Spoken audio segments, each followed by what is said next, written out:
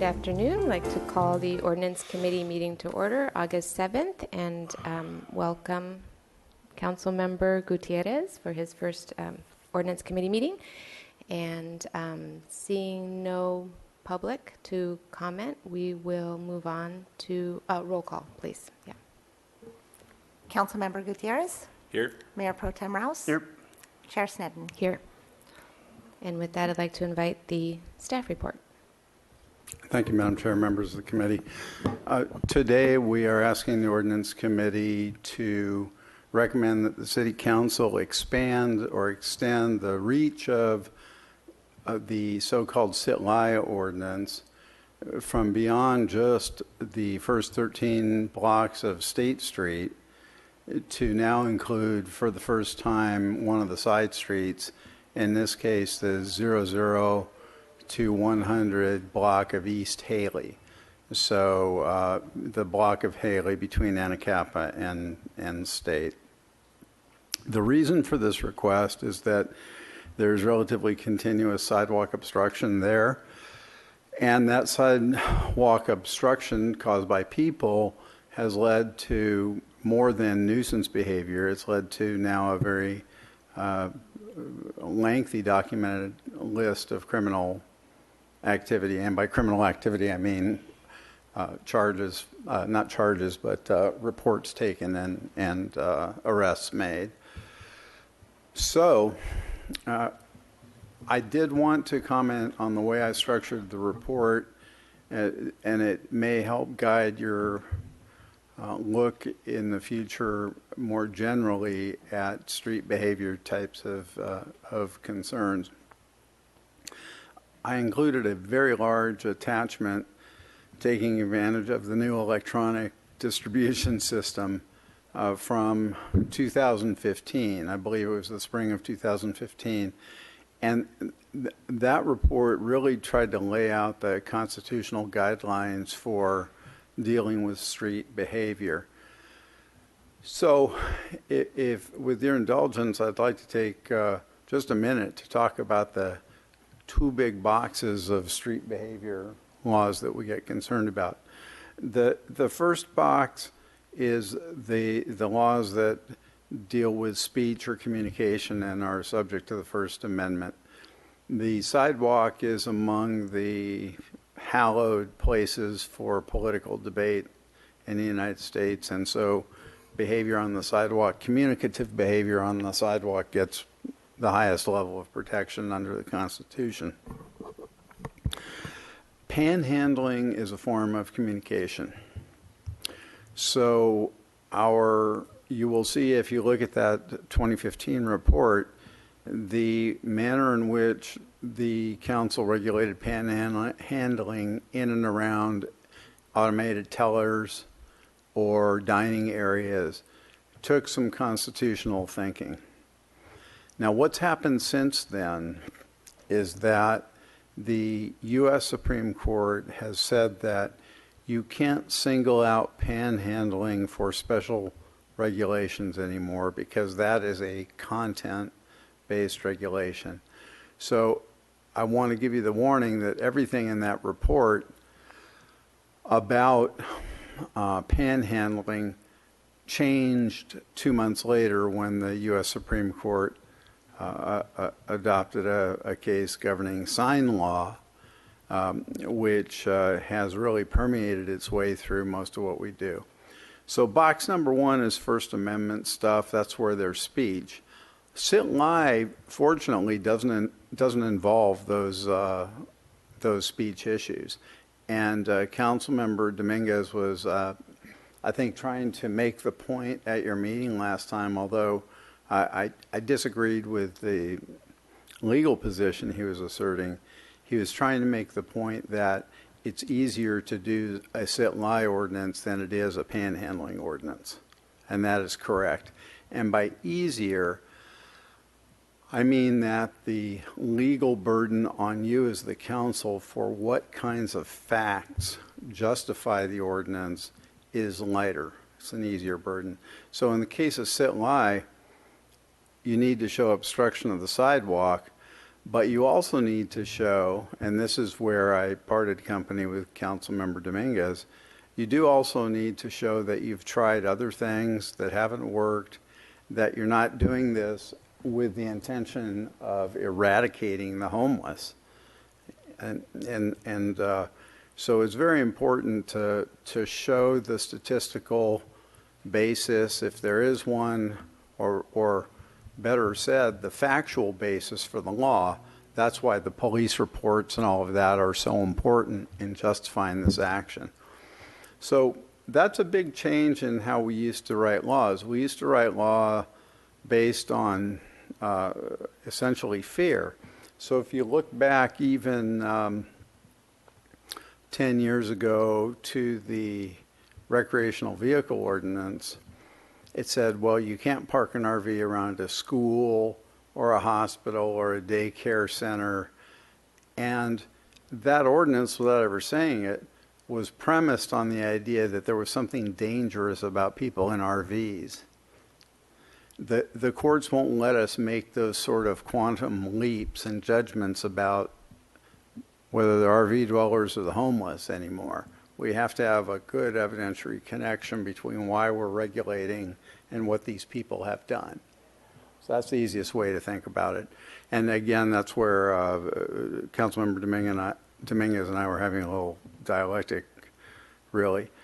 So that's the reason for all the background. Does my conclusion that a sit-lie is somewhat easier to do mean that you can do it citywide? No. That's exactly the case that the Ninth Circuit Court of Appeals said constituted cruel and unusual punishment, because if you make it impossible to sleep anywhere in the community, you're effectively banning someone based on their homelessness status. And the courts going back to really the 50s recognized that laws based on status were unconstitutional. And the first cases were around anti-addict laws, that they didn't necessarily criminalize the use of drugs, they criminalized the status of being addicted to a drug. And the court said, wait a minute, you can't do that. That's an unchangeable characteristic. So that's a long introduction. If you have any questions, please, we can do a couple of things. I had assumed that the committee would want at least one follow-up. So if you have questions, what I can do is prepare a follow-up report to you. Now, the council also asked me to do kind of a budget memo to the full council in terms of workload priorities. So I'll be preparing that for the full council as well. But if you've got specific areas you want to look at while this door is open, that would help me actually reporting to the council too. Councilmember Rouse? Yeah, thank you, Madam Chair. Mr. Colon, occasionally you'll see the word camping or anti-camping ordinances or no camping allowed. For the purposes of this discussion, is there a distinct difference between the word camping and the word sleeping? And what's the difference? The successful anti-camping laws depend on the person having camping equipment. So they define pretty carefully cooking equipment, tents. So that's how they work. And there's actually good case law in California now in the last 5 years upholding an anti-camping law in Sacramento. And that case is important because the challenge to the Sacramento law was based on the same anti-sit law, cruel and unusual punishment argument, and the California courts continued to allow cities to have this somewhat easier path to not only sit lie, but in that case to anti-camping, because clearly not directed at any kind of expressive behavior. You know, we heard the argument when the Occupy movement was coming that that was a politically expressive movement. And there are times where group actions like that can be expressive, but just me camping is not. So just the presence of a sleeping bag, bedroll, and/or mattress wouldn't constitute necessarily camping equipment? I don't want to answer without looking at, we have an ordinance that addresses that, and those would be evidence of camping. Whether those alone would be sufficient, I don't know. The reason why I'm asking is because oftentimes we'll encounter people that are on the street who will actually have backpacks and seemingly a kit made for outdoor living. So, and I didn't know in those cases if they, you know, they combine like a day use of panhandling and then a lay down to spend the night, or an intentional saying I'm going to spend the night here. And I think that's what the concern of some of the community that says we'd like to see you expand this everywhere. And I certainly get your point on why that's, you just can't willy-nilly do that without warrants. Well, actually, Madam Chair, Councilmember Rouse, you've really hit on a different way to look at the sit-lie problem. If the concern really is about overnight or semi-permanent camping, you can address that citywide. Where you are limited is that you can't make it unlawful to sleep outside when there's no shelter space. So I think we actually have the tools in place on camping now, but it's administratively difficult to use that ordinance. Thank you. Are there any other questions? Councilmember Gutierrez? Thank you. What's the maximum penalty for sit-lie? It is a misdemeanor. However, it has a very, very powerful protection for the violators. It requires a warning. And so the law enforcement officer or the one of our community service types of non-sworn personnel have to document that they've asked the person to move along and they've refused. Now, we also have an extensive program that started out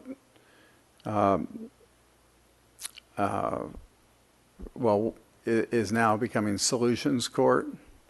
So the ability to charge misdemeanors where appropriate is very important to us in getting certain individuals into treatment. So I wouldn't want to give that up. Now, having said that, one of the areas where we can improve internally is in having clear charging guidelines for the use of misdemeanors. For example, I think it would be reasonable to say we're not going to charge a misdemeanor until there are 3 violations in the last 90 days by this individual. So a lot of that can be handled through charging guidelines that are in effect law as far as the courts are concerned. And I used that down in Ventura. We needed to. And it's another way to make it clear to the violators that there is a consequence when you get to a certain point. Thank you.